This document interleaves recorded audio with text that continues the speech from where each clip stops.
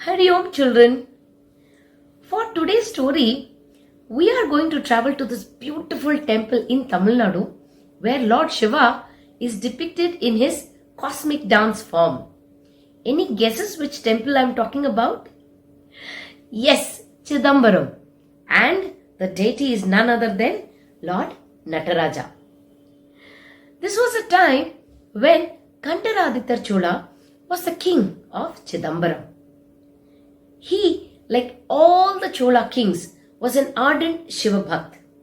He loved his Nataraja so much that he would visit the temple many times and ensure the puja, the rituals were being offered properly.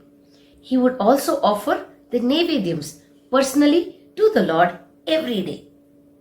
Now Lord Nataraja too was so pleased with Kandaraditya that he would give an instant notification to his prayers. How? Well, Lord Nataraja would shake his leg and make the sound of the anklets to let Kandaraditya know that his prayer has been accepted, his Naivedyam has been accepted, and he will continue to bless him. So this would go on every day. That's amazing, right? Well, while on one side we had Kandaraditya, a rich, powerful king, on the outskirts of Chidambaram lived the hero of our today's story. That is Sendanar. Sendanar was a poor woodcutter. He was so poor that unless he sold the wood for the day, he wouldn't get the food. So he lived on a day-to-day basis. Despite his poverty, his love for Nataraja was amazing. And he had one simple principle in life, and that was he wouldn't eat his food without offering a part of it to a Shivanadiyar. A Shivanadiyar in Tamil means a Shiva Bhakt. So every day he would feed a Shivanadiyar and only then he and his wife would eat. This went on for many years. One day it was pouring cats and dogs. What do you think happened to all his wood? Yes, it got wet. And do you think somebody would buy wet wood? No. So nobody bought wood and he didn't have money to buy his food. He came back home a dejected man. But luckily for him, his wife found some broken rice and she made kali out of it. Kali is like porridge, a kind of a kanji. She made that and gave it to him and said, please go and find a Shivanadiyar, give him some and bring back the rest. He took it very happily and was waiting, looking for someone with whom he could share this. Nobody turned up in the heavy rains, of course. He was very sad. And all of a sudden, he heard, Om Namah Shivaya. His heart leapt in joy. He quickly tried to look who it was and found a Shivanadiyar. He called him and said, please come, have a seat. That Shivanadiyar came and said, I am very hungry. Do you have something to eat? Sendanar said, I don't have a lot of things, but I just have this kali. The Shivanadiyar said, I can eat anything right now. Just give me the kali. And he ate it. After finishing, he was about to leave when he looked at Sendanar and said, I have to travel very far. I don't think I will get food for some more time. So will you give me the rest of the kali as well? I'll pack and take it with me. Sendanar, who had not eaten a morsel since morning and whose stomach also was growling, didn't even think a bit. He said, of course I will give it to you. And he put all the kali in a cloth and gave it to the Shivanadiyar. While giving, some kali spilled on the Shivanadiyar. Still, he took it and went away. Sendanar came back home and slept on an empty stomach. The same time, in the temple, Kandaraditya was offering his Nevedyam to Lord Nataraja. And was expecting the instant notification of shaking of the anklets. But no sound came. He waited and he started crying. Did I do something wrong? Did I make a mistake? Oh Lord, why haven't you accepted my offering today? He waited and finally went back to the palace. He laid on his bed and was wondering what went wrong. And in his half sleep state, he saw a vision. Lord Nataraja appeared and said, "You haven't done anything wrong, Kantaraditya. Today, I went to Sendanar's house to eat kali." He woke up from his sleep and thought, "You went all the way to eat kali.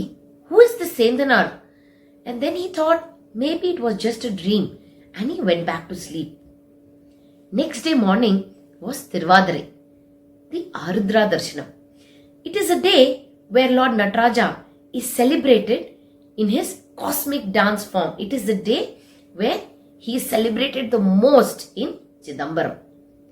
So the priests were very excited, and when they opened the Garbhagraha, they saw Kali on the Murti and Kali strewn all over on the floor. They were shocked. Who has the audacity to enter the temple and desecrate it this way? They went immediately to the king and wanted to complain. The king, the moment he heard it, he realized it was Nataraja's way of telling him that it was not a dream, but he personally came and told him about Sendanar. Now, Kantaraditya immediately asked all his guards to go look for Sendanar. Obviously, they didn't find him. Nevertheless, on Arudra Darshanam day, the chariot takes a procession across the city with Murti. Now, what happened? That big chariot was stuck in the mud, and everybody tried pulling it, but the chariot did not move. So many people put in efforts, it still didn't move. Now again, Kantaraditya was sad.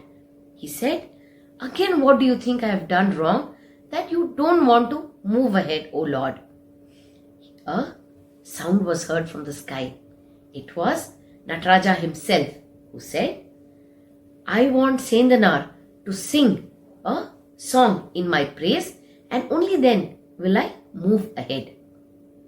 Sendanar, who in that entire crowd was in the end because he was too shy about his clothes, his appearance, and the fact that he was very poor.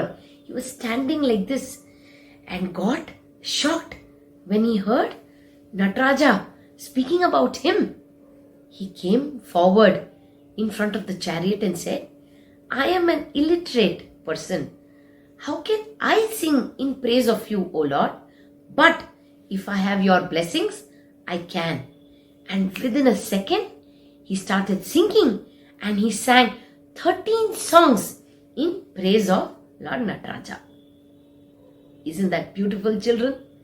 In fact, till today, in appreciation of Sendanar's Bhakti on Tiruvadirai, you will notice in every Tamilian home, Kali is made and offered as a prasadam to Shiva.